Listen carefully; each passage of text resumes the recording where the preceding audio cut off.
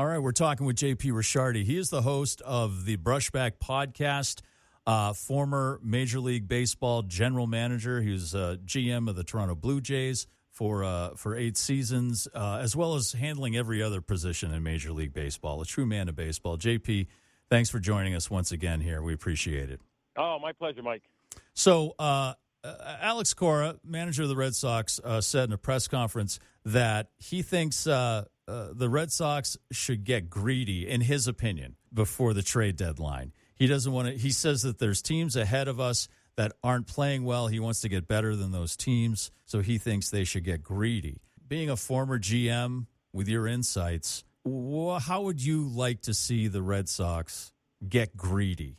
Well, they have a lot of resources. Obviously, they have 4 players, I think, in their minor league system: Teal, Meyer, Roman Anthony, and there's a couple others I can't think of off the top of my head that might be untouchable players unless the most amazing deal came around and you could deal those guys. So I would say the way they're going, those 4 players are probably off the table, but they have a lot of other players that are ancillary type players that could help to finish off a deal. Now, I don't know if there's going to be any major trades done at the trading deadline, but the Red Sox definitely are in position to make a major trade because of the players that they have in the minor league system that are valued. But if they don't decide to go that way and they try to add incrementally, shoring up maybe some of their infield, maybe continuing to add pitching where they can, they definitely have the pieces to get that type of player. So I agree with Cora. I think the Red Sox are playing great. I love what Cora's doing with the team. I love the aggressiveness that they're playing with. I love how he's managing the roster and the lineup. And I think that they're definitely going in the right direction. We're halfway through the season, and they're one of the teams whose star is going up. So I would definitely agree with Cora. I'm going to ask you to maybe do something impossible and give me your thoughts on Willie Mays in the couple of minutes we have left. Well, probably one of the top 5 players ever to play our game. Babe Ruth, Barry Bonds, maybe Griffey Jr., and obviously Willie Mays. I think there's some other ones that you could argue about that were great players, Mantle and players of that ilk. But Willie Mays could do it all. He could run, he could throw, he could hit. He could hit for power. He could defend. Played a long, long time and really took the game into the next level. The game pretty much didn't see that athleticism until guys like Mays got to the big leagues along with Aaron and that genre.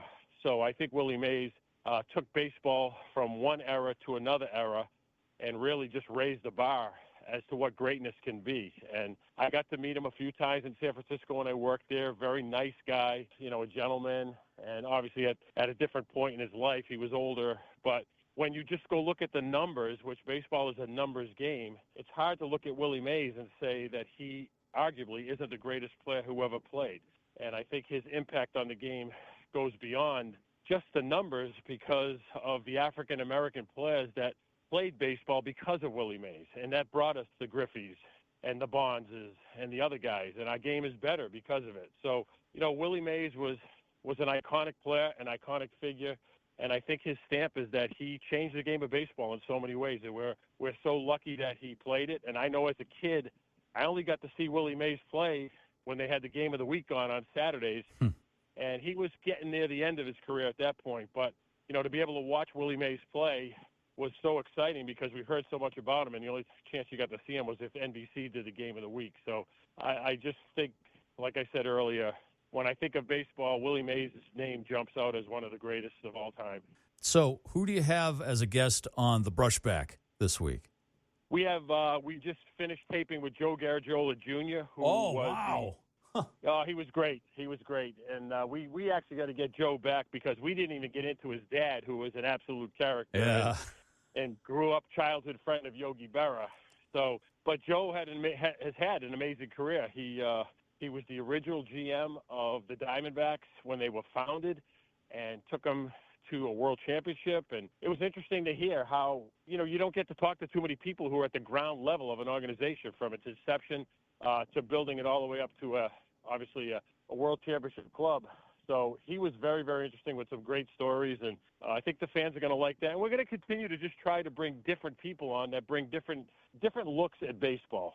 Not just a player, not just an ex-player, not just a manager, but guys behind the scenes. We're going to have a traveling secretary on, explain to people what they do. We're going to have a trainer on, explain what happens at the major league level with players. And so we're trying to just make it as well-rounded and people can get behind the scenes a little bit more without obviously divulging too much. But Joe did a great job, and I think people are going to like that one. JP, real quick. If they offered you a chance to be GM of a brand new team, building it from the ground up at this point, I know you're retired, but would you jump at that chance? Would you take it? Ooh, wow. That would be very enticing. I would have to strongly think about it. It's a lot of work. I don't think people understand how, because you have to put the whole infrastructure together. That's scouting, player development, getting the affiliates towns, coming to agreements with them. It's a lot of work. Obviously, it's a lot of fun. I would have to think about that, and then I'd have to talk to my wife. Right. You got to talk to the boss, always. Always. All right. JP Ricciardi, host of the Brushback Podcast. You can hear it wherever you listen to your podcast. Thanks again, man. Appreciate it. Oh, it was great. Thanks a lot. Take care.